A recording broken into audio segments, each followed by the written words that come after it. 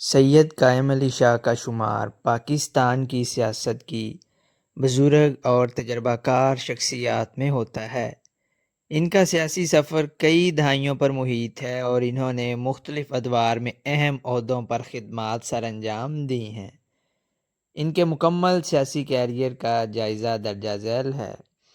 اگر ہم ان کی ابتدائی زندگی اور تعلیم کی بات کریں تو سید قائم علی شاہ 13 ستمبر 1928 کو خیرپور میں سید رمضان علی شاہ کے گھر میں پیدا ہوئے۔ انہوں نے ناز ہائی اسکول سے ابتدائی تعلیم حاصل کی اور بعد ازاں کراچی یونیورسٹی سے BA کی ڈگری حاصل کی۔ انہوں نے SM لاء کالج سے قانون کی ڈگری بھی حاصل کی، جہاں ان کے پروفیسروں میں ذوالفقار علی بھٹو بھی شامل تھے، جن کے ساتھ ان کا گہرا رشتہ قائم ہوا۔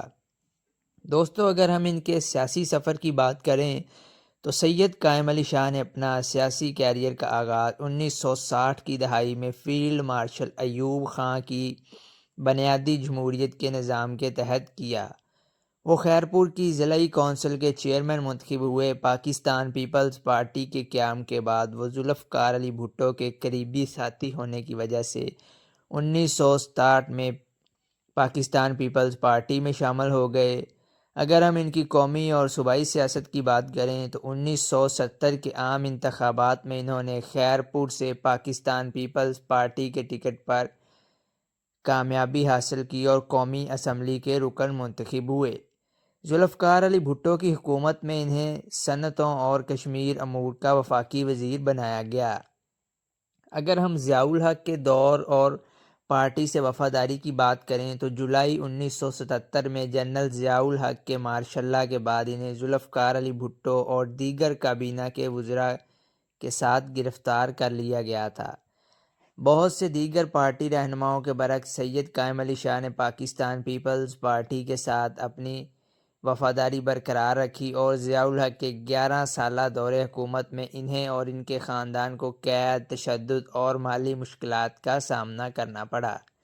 اگر ہم وزیر اعلیٰ سندھ کے طور پر ان کی خدمات کو دیکھیں تو سید قائم علی شاہ کو 3 بار سندھ کا وزیر اعلیٰ بننے کا اعزاز حاصل ہے، جو انہیں سندھ کے طویل ترین مدت تک خدمات انجام دینے والے وزرائے اعلیٰ میں سے ایک بناتا ہے۔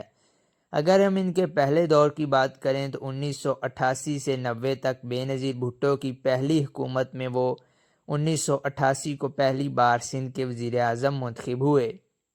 اگر ہم دوسرے دور کی بات کریں تو 2008 سے 13 تک 8 کے انتخابات میں کامیابی کے بعد انہیں دوسری بار سندھ کا وزیر اعلیٰ بنایا گیا۔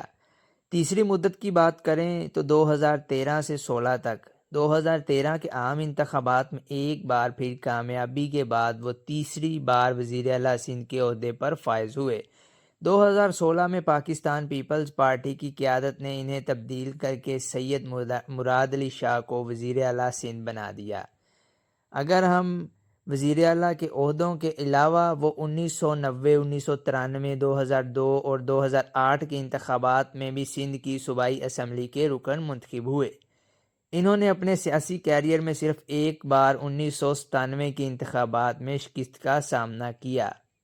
اس شکست کے بعد انہیں سینیٹر منتخب کیا گیا تھا۔ وہ طویل عرصے تک پاکستان پیپلز پارٹی سندھ کے صدر بھی رہے۔